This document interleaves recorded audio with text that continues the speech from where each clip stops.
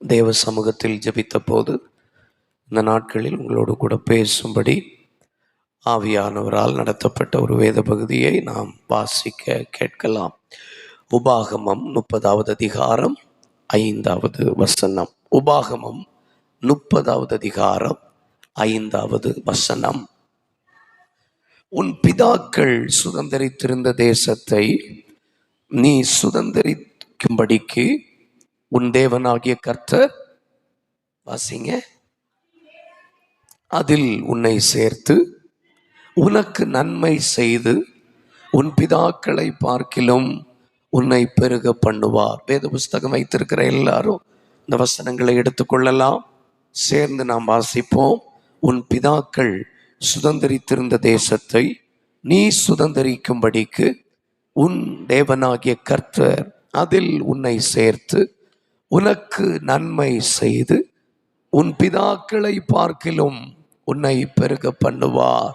உன் பிதாக்களை பார்க்கிலும் உன்னை பெருக பண்ணுவார். இது ஆண்டவருடைய சித்தம். கைகளை உயர்த்தி ஆமென் சொல்லுங்களேன். நம்முடைய பிதாக்களை பார்க்கிலும் பெருக பண்ண வேண்டும் என்பது ஆண்டவருடைய சித்தம். நம்முடைய பிதாக்களை பார்க்கிலும் நம்மை பெருக பண்ண விரும்புகிறார். இது ஆண்டவருடைய சித்தம். It is the will of God. தேவனுடைய சித்தம் என்னவென்று கேட்பீர்களானால், நம்முடைய பிதாக்களை பார்க்கிலும் பெருக பண்ண விரும்புகிறார். ரைட். இரண்டாவது, இது தேவனுடைய விருப்பம். It is a desire of God. இது தேவனுடைய விருப்பம். நம்முடைய பிதாக்களை பார்க்கிலும் நம்மை பெருக பண்ண வேண்டும் என்பது ஆண்டவருடைய விருப்பம். விருப்பம் மாத்திரமல்ல, இது தேவனுடைய எதிர்பார்ப்பும் கூட. It is an expectation of God. தேவனுடைய எதிர்பார்ப்பு நம்முடைய பிதாக்களை பார்க்கிலும் என்ன செய்யணும்? பெருக பண்ண வேண்டும் என்பது தேவனுடைய சித்தம், விருப்பம், எதிர்பார்ப்பு. இந்த பிதாக்கள் 3 விதமான பிதாக்கள் இருக்கிறார்கள். வேதாகமத்தில் இருக்கிற பிதாக்கள் ஆபிரகாம், ஈசாக்கு, யாக்கோபு, இவர்கள் எல்லாரும் நம்முடைய பிதாக்களாக இருக்கிறார்கள். 1 கொரிந்தியர் 10ஆம் அதிகாரத்திலே நாம் வாசிக்கும் போது அப்போஸ்தலனாகிய பவுல் இப்படி சொல்லுகிறார்: நம்முடைய பிதாக்கள் எல்லாரும் வனாந்திரத்தில் இருந்தார்கள். நம்முடைய பிதாக்கள் எல்லாரும் செங்கடல் வழியாய் கடந்து வந்தார்கள். ஒரே மேகத்திற்கு கீழாக ஞானஸ்தானம் பெற்றார்கள். நம்முடைய பிதாக்கள் எல்லாரும். அப்ப நம்முடைய பிதாக்கள், வேதாகமத்தில் இருக்கிறவர்கள் நம்முடைய பிதாக்கள். நம்பர் 2, இந்த பூமியிலே நமக்கு முன்பதாக ஆவிக்குரிய வாழ்க்கையில் தேவனுக்காக சாதித்தவர்கள் நம்முடைய பிதாக்கள். கொஞ்சம் கஷ்டம்தான் என்ன? இந்த பூமியிலே நமக்கு முன்பதாக ஓடி சாதித்தவர்கள் நம்முடைய பிதாக்கள். நம்பர் 3, உங்களுடைய பெற்றார்கள், உங்களுடைய முற்பிதாக்களும் நம்முடைய பிதாக்களே. முகத்தை நல்லா வச்சுக்கோங்களேன். ஆதார் கார்டில் பார்த்த மாதிரி இருக்கு. நல்லா வச்சுக்கிடுங்க ப்ளீஸ். அப்போ இந்த வேதாகமத்தினுடைய பிதாக்களை பார்க்கிலும் நாம் பெருக வேண்டும் என்று கர்த்தர் விரும்புகிறார். நமக்கு முன்பதாக ஓடின பிதாக்களை பார்க்கிலும், நமக்கு முன்பதாக ஓடினவங்க யாரு? வேதாகமத்து நாட்களில் இருக்கிற பிதாக்களை தவிர நமக்கு தெரிந்தவர்கள் ரேனியஸ் ஐயரா இருக்கட்டும், கால்டுவெல்லா இருக்கட்டும், இவர்கள் எல்லாரும் நம்முடைய பிதாக்கள். கொஞ்சம் உற்சாகமா இருங்க. இவங்கெல்லாம் நம்முடைய பிதாக்கள் தானே? ஆமா. அப்ப அவங்கள பார்க்கல நம்ம என்ன செய்யணும்? பெருக வேண்டும்.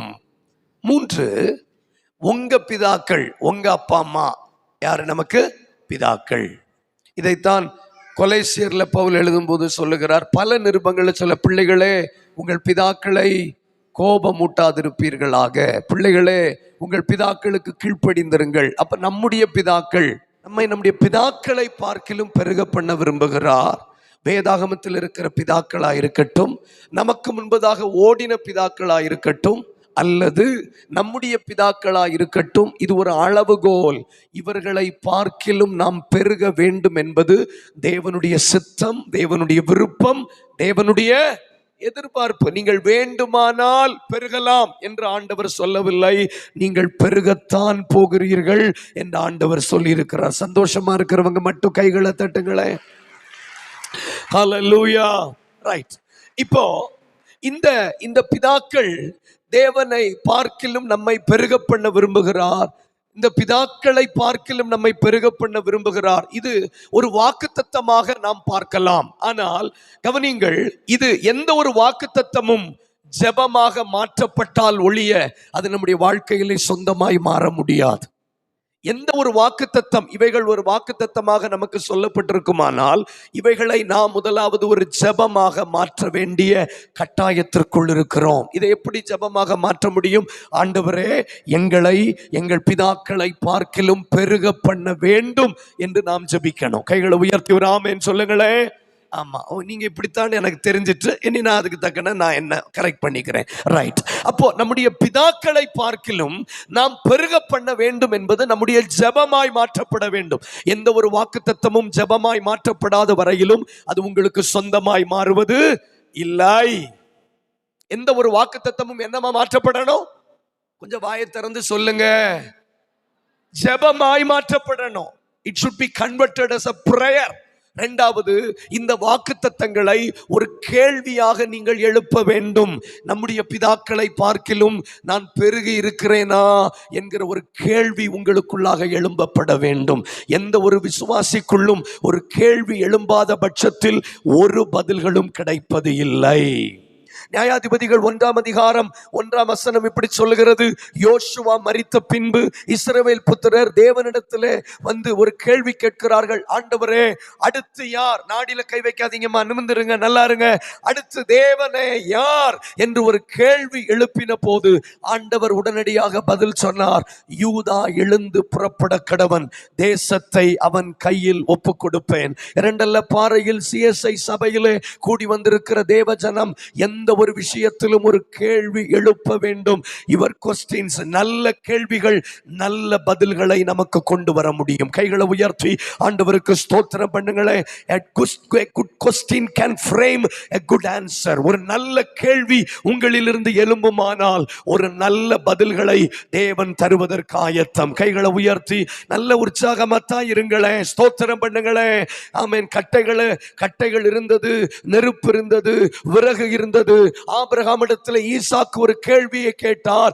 தகன பலி எங்கே என்று கேள்வி கேட்டான். அந்த நல்ல கேள்வி முச்செடிகளின் நடுவில் ஒரு ஆட்டுக்கடாவை சிக்கிக் கொள்ள பண்ணி, if there is a question, ஒரு கேள்வி எழுப்பப்படுமானால் நல்ல பதில்களை ஆண்டவர் தருவதற்கு ஆயத்தம். ஆண்டவரே, எங்கள் பகுதிகளிலே வியாதிகள் பெருகுகிறதே, நாங்கள் என்ன செய்ய சித்தமாய் இருக்கிறீர் என்று கேள்வி எழும்பினால் நிச்சயமாய் ஆண்டவர் பதில்களை தருவதற்கு ஆயத்தம். நீங்க அமைதியாத்தான் இருப்பீங்க, வாழ்த்துக்கள். ஆனால் ஒரு வாக்குத்தத்தங்கள் ஜெபமாய் மாற்றப்பட வேண்டும், ஒரு வாக்குத்தத்தங்கள் கேள்விகளாய் மாற்றப்பட வேண்டும். நம்பர் 3, ஒரு வாக்குத்தத்தத்தை ஒப்பிட்டு பார்க்கும்படி நாம் அழைக்கப்பட்டிருக்கிறோம். ஒரு வாக்குத்தத்தத்தை என்ன செய்யணும்? ஒப்பிட்டு பார்க்க. You should compare yourself. ஆதியாகமம் 47:9 வாசிங்க வேகமா. ஆதியாகமம், உங்க கெப்பாசிட்டி என்னவோ அதுக்கு தக்கத்தான் ஆண்டவர் பேச முடியும் பாருங்க. ஸோ அதனால கொஞ்சம் உங்கள் அளவை வர்த்திச்சு கொள்ளும்படி நான் இயேசுவின் நாமத்தில் கேட்கிறேன். ஆதியாகமம் 47:9 வாசிக்கலாம். அதற்கு யாக்கோபு, நான் பரதேசியாய் சஞ்சரித்த நாட்கள் 130 வருஷம், என் ஆயுசு நாட்கள் கொஞ்சமும் சஞ்சலமுமாயிருக்கிறது. அவைகள் பரதேசியாய் சஞ்சரித்த என் பிதாக்களின் ஆயுசு நாட்களை வந்து எட்டவில்லை. கவனிச்சு பாருங்க. அப்ப யாக்கோபு தன்னை தன் பிதாக்களோடு ஒப்பிட்டு பார்க்கிறதை இந்த வசனம் நமக்கு காண்பித்து கொடுக்கிறது. ஆமாவா இல்லையா? சரி.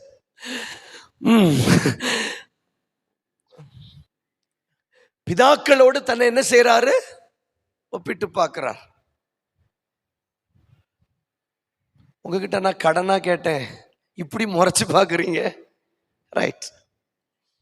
தன்னை தன் பிதாக்களோடு என்ன செய்யறாரு? ஒப்பிட்டு பார்க்கிறார். எனக்கு இது, உங்களை நீங்க என்றைக்கு ஒப்பிட்டு பார்க்க தொடங்குகிறீர்களோ, you will break down into pieces. நீங்கள் நொறுங்கி போவீர்கள். I can challenge you. உங்களை நீங்க மற்றவர்களுக்கு முன்பதாக நீங்கள் ஒப்பிட்டு பார்க்க தொடங்கிவிட்டாலே நீங்களும் நானும் எந்த அளவில் இருக்கிறோங்கிறது நமக்கு புரிந்துவிடும். இப்ப யாக்கோபு தன்னை பெரிய ஜாம்பவான்னு நினைச்சிட்டு இருந்தார் ஒரு காலகட்டத்தில். இப்ப பார்வோன் கேட்கிறார், உன் வயசு என்னன்னு கேட்ட உடனே தான் அவர் சொல்றாரு, நான் என் வயசு இவ்வளவு எல்லாம் சொல்லிட்டு சொல்றாரு, என் பிதாக்களோடு நான் கம்பேர் பண்ணி பார்க்கும்போது நான் குப்பைன்னு சொல்றார். இன்னைக்கு இந்த கூட்டத்தில் நம்ம எல்லாருக்கும் நம்மளை குறித்து ஒரு நல்ல அபிப்பிராயம் இருக்கும் இல்லையா? நம்ம எல்லாருக்கும் நம்மளை விட நல்ல அபிப்பிராயம் இருக்கும். நான் பெரிய ஆளு, நான் சாதிச்சிட்டேங்கிற எண்ணங்கள் நமக்கு இருக்கலாம். ஆனால் உங்களை பிதாக்களோடு நீங்கள் ஒப்பிட்டு பார்க்கணும். 35 மார்க் எடுத்தவங்க ஃபெயிலானவங்க கூட தங்களை கம்பேர் பண்ணி பார்த்தா அவங்க பாஸ் மாதிரி தெரியும். 35 மார்க் எடுத்தவங்க 70 மார்க் எடுத்தவங்களோடு தங்களை கம்பேர் பண்ணி பார்க்கணும். அவர்கள் தங்கள் பிதாக்களோடு தங்களை ஒப்பிட்டு பார்த்த போது தான் ஒன்றுமில்லை என்கிற உணர்வு என் பிதாக்களுடைய ஆயுசு நாட்களுக்கு வந்து எட்டவில்லை என்று வேதனையோடு பார்வோனிடத்தில் சொன்னான். இவைகள் என் ஜெபமாய் மாற்றப்படணும். என் வாழ்க்கையில என்றைக்கு இவைகள் எல்லாம் ஜெபமாய் மாற்றப்படுகிறதோ அன்றைக்கு தான் என் பிதாக்களை பார்க்கலும் நான் பெருக முடியும். எனக்குள்ள ஒரு கேள்வி எழும்பணும். எத்தனை பேருக்குள்ள கேள்வி எழும்புது? பிதாக்களை பார்க்கல நான் பெருகிட்டேனா? ஒரு நல்ல கேள்வி, நல்ல பதில்களை உங்களுக்கு தரப்போகிறது சகோதரி. வாய்களை திறங்க. Thank you Lord. நல்ல கேள்விகள் எழும்பட்டும். நல்ல கேள்விகள் எழும்பட்டும்.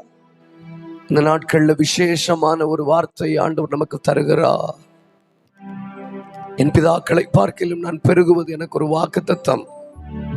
அது ஒரு ஜெபமாய் மாற்றப்படணும். அது ஒரு கேள்வியாய் எழுப்பப்படணும். அவைகளோடு நான் ஒப்பிட்டு பார்க்கணும்.